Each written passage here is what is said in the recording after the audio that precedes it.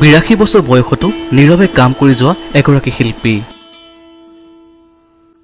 অসমৰ ভাস্কৰ্য শিল্পী জগতখনত অন্যবদ্য বৰঙণি আগবঢ়াই যিসকল শিল্পীয়ে ইতিমধ্যে সুকীয়া আসন লাভ কৰিবলৈ সক্ষম হৈছে, আজি আমি আপোনালোকক তেনে এগৰাকী শিল্পীৰ বিষয়ে চিনাকি কৰাই দিব লৈছোঁ।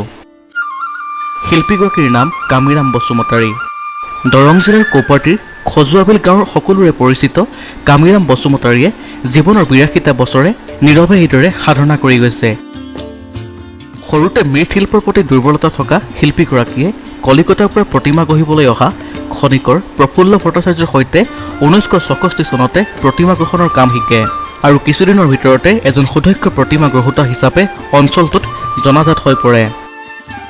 বহু বছৰৰ পিছত দৰং জিলাত অনুষ্ঠিত বড়ো সাহিত্য সভাৰ অধিৱেশনত শিল্পীগৰাকীয়ে ভাস্কৰ্য শিল্পৰ অপূৰ্ব সমাহাৰ দেখি তেওঁৰ মন ভাস্কৰ্য শিল্পলৈ ঢাপলি মেলে।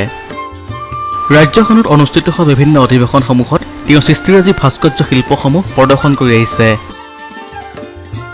দলগাঁও সমষ্টি পিছপৰা ভিতৰুৱা গাঁও এখনত থাকিও বসুমতাৰীয়ে নানা ধৰণৰ সমস্যাৰ মাজেৰে শিল্প সাধনা জীয়াই ৰাখিছে।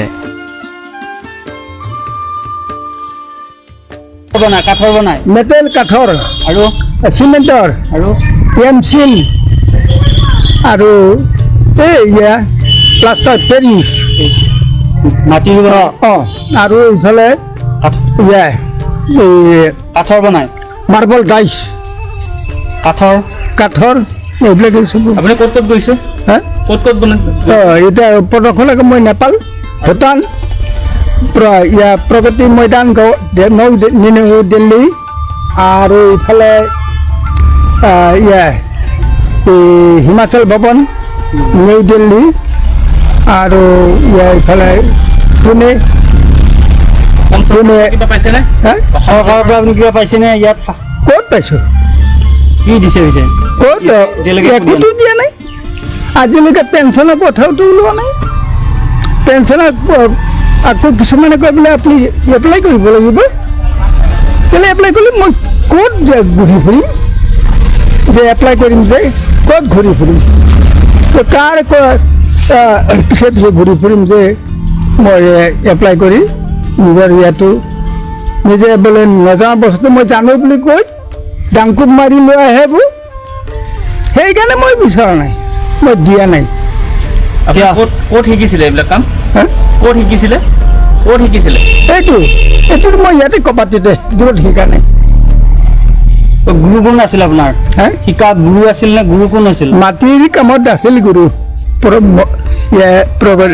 প্ৰফুল্ল ভট্টাচাৰ্য। তেওঁ পুৰোহিত আছিল, তেওঁ এতিয়া ঢুকাল, স্বৰ্গগামী হ'ল, এতিয়া নাই। আচ্ছা, এতিয়া আৰু এই চিমেণ্টৰ কাঠৰ পুতলাত নাই, নিজে নিজে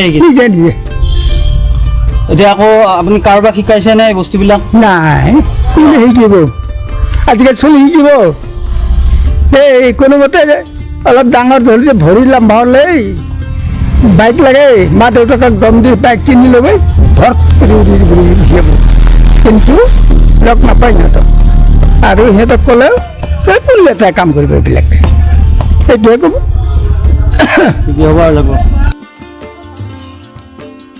আৰ্থিকভাৱে দুৰ্বল এইগৰাকী শিল্পীক এতিয়া চৰকাৰে শিল্পী পেঞ্চনেৰে মনোনীত কৰিবনে? সেয়া এতিয়া কোটি টকীয়া প্ৰশ্ন। দৰঙৰ পৰা ফকৰুল ইছলামৰ report, NAG news.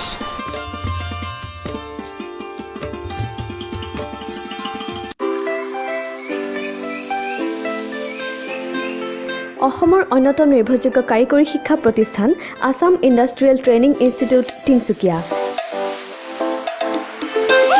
Assam ITI তিনিচুকীয়াৰ 2020-21 বৰ্ষৰ নামভৰ্তি প্ৰক্ৰিয়া চলি আছে।